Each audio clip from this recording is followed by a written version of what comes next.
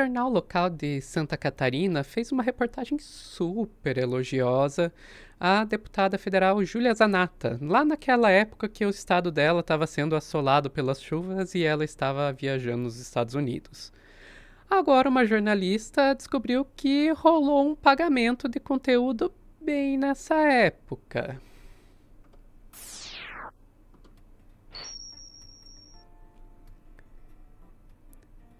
Coincidência ou não?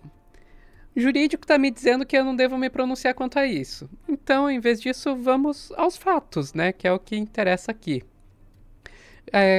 Ali no dia 11 de novembro, o jornal Razão publicou essa reportagem aí sobre a Júlia Zanatta, né? A deputada Júlia Zanatta traz alívio para empresários do Alto Vale. Empresas de Itaió, Rio do Oeste, Laurentino e Rio do Sul têm prazo simples nacional prorrogado após pedido feito pela deputada Júlia Zanatta. Ok, então vocês viram aí, né? Diz que ela conseguiu a prorrogação do Simples Nacional.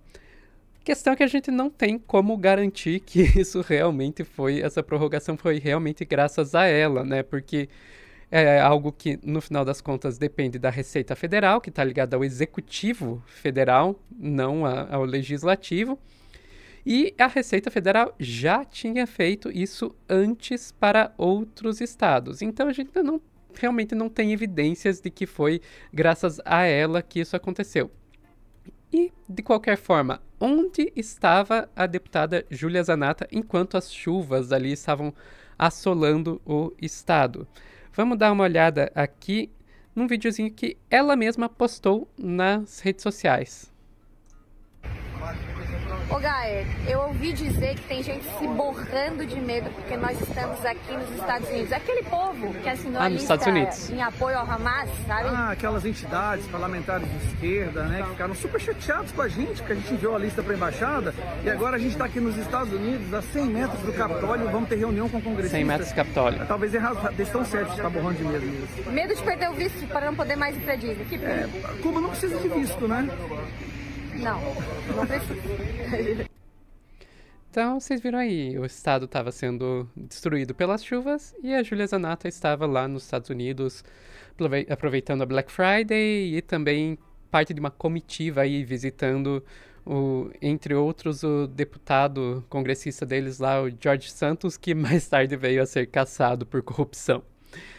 Enfim, era aí que estava Júlia Zanatta. Mas, e a gente tem mais informações interessantes, e aí essas informações quem trouxe foi a Amanda Miranda, uma jornalista que revelou pra gente essa notinha aqui, uma nota fiscal aí da Prefeitura de Tijucas. Quem é o prestador de serviço? O Jornal Razão, o jornal que publicou aquela reportagem que nós vimos ali. E quem é o tomador de serviço? Olha, Júlia Zanatta, né? O que é o serviço? Criação e distribuição de conteúdos para fim de divulgação da atividade parlamentar. Então a Júlia Zanatta estava pagando o Jornal Razão para criar e distribuir conteúdos que divulgassem atividade parlamentar. Aí a gente tem que se perguntar, né, se aquela reportagem que a gente viu realmente era uma reportagem ou então se aquilo lá era uma questão aí de divulgação paga, né? Publicidade. Mais uma vez, jurídico aqui está me dizendo, não se pronuncie, Sofia, não se pronuncie. Eu só estou apontando os fatos. Tem aquela receita e tem aquela reportagem. Mas enfim, se for esse realmente o caso, não vai ser a primeira vez que isso vai estar acontecendo e não são só deputados bolsonaristas e jornais locais, né? Em agosto de 2023, o Intercept mostrou que o prefeito de São Paulo, aquele lá que ninguém lembra o nome, mas eu estou aqui para informar vocês que se chama Ricardo Nunes, estava fazendo isso com a Folha de São Paulo. Pois é, não é jornal pequeno não. Vamos ver ali, Intercept Brasil.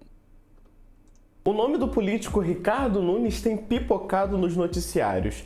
Mas quem é o prefeito de São Paulo? E a resposta dessa pergunta é relativamente simples. Ele é o prefeito com a pior avaliação dos últimos 14 anos. Em 2020, Bruno Covas o escolheu para ser seu vice.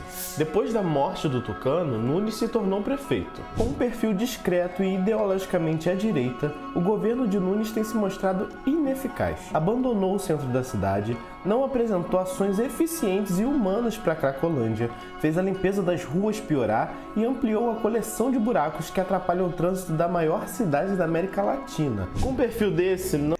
Que perfil que o pessoal da Intercept fez, né? Gostei da parte do discreto, tão discreto que ninguém lembra o nome dele, nem os moradores de São Paulo.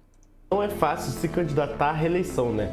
Por isso, a prefeitura abriu o cofre para limpar a imagem do governo Nunes. E a Folha de São Paulo se deu bem nessa. O governo municipal já desembolsou quase 3 milhões de reais com essa estratégia. Só nos últimos 2 meses foram 61 publicações em uma página criada pelo Estúdio Folha, divisão da Folha que se define como um ateliê de produção de conteúdo ao mercado e às marcas. O mesmo conteúdo também foi postado nas redes sociais. Nome bonito que se dá pra publicidade, né?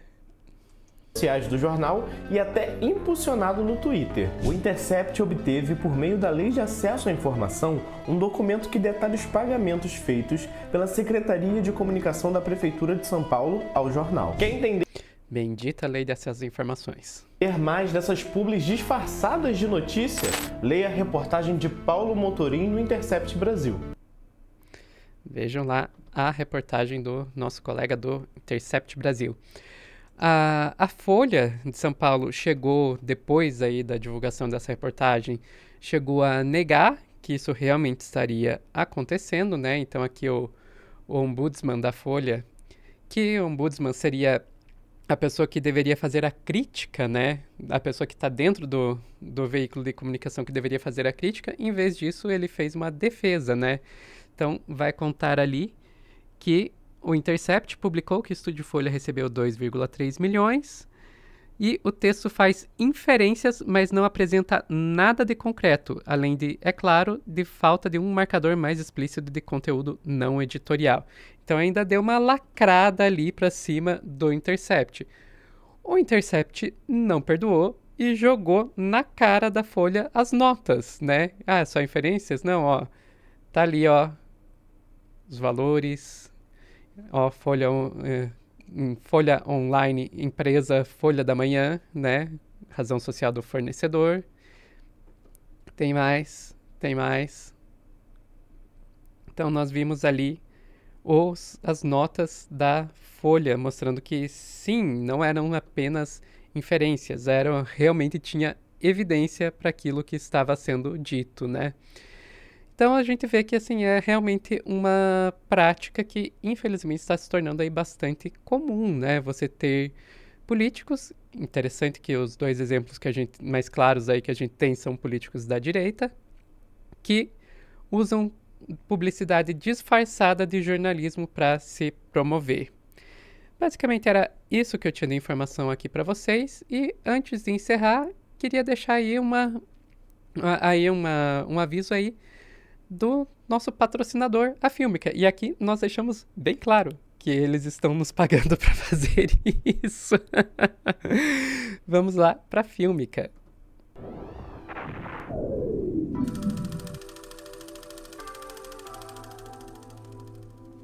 Se você gosta de filme de terror, hoje a minha dica vai para você. E olha, não é qualquer filme de terror, não. É um filme de terror aqui na terrinha, com a chancela de qualidade do cinema nacional. Eu tô falando de Pajeú, do roteirista e diretor Pedro Diógenes, que em 2020 venceu o prêmio de melhor filme do Festival Olhar de Cinema. O longa é, na verdade, uma mistura de drama, terror e documentário. A história se passa em Fortaleza, onde a personagem Maristela está às voltas com um pesadelo recorrente, uma criatura tenebrosa que emerge do riacho Pajeú. O medo e a angústia causados pelo sonho constante começam a atrapalhar a vida dela, e para tentar superar essa interferência sinistra, ela dá início a uma investigação sobre o riacho e os motivos para o seu inexplicável apagamento na memória das pessoas da cidade. É claro que, como num um bom filme de terror, os pesadelos não param, mas passam a se misturar com a realidade. E pessoas próximas a Maristela vão simplesmente desaparecer. Mas para saber como tudo isso termina, não tem jeito. Só assinando a Filmica. A Filmica, você já sabe, é a única plataforma de streaming que tem cinema do mundo todo. E cinema independente, cinema autoral, cinema de verdade. Inclusive, cinema do Brasil. Vamos dar uma olhada nos planos. Eles estão comemorando a volta do Ministério da Cultura, como todos nós, com um desconto interessantíssimo. O plano mensal está saindo só R$19,90 e o anual tá R$60. Você acredita? Pela quantidade, pela variedade e especialmente pela qualidade do material que tem lá, tá barato pra caramba. Vai por mim, filmica.com.br. Entra lá, assina e confere a curadoria especial que a gente preparou para vocês. Em nome de alguém que conhece pessoal e diretamente os dramas de fazer cinema no Brasil e fazer cinema independente especialmente, obrigada, Filmica, pelo apoio ao cinema nacional e por ajudar a tirar o meteoro da extinção. E agora, de volta ao noticiário. Vimos aí. Muito obrigada, Filmica, por estar oferecendo aqui esse corte e muito obrigada a você que ficou vendo a gente aqui, assistindo a gente até o final. Encerramos aqui o plantão do Meteoro. Tchau, tchau!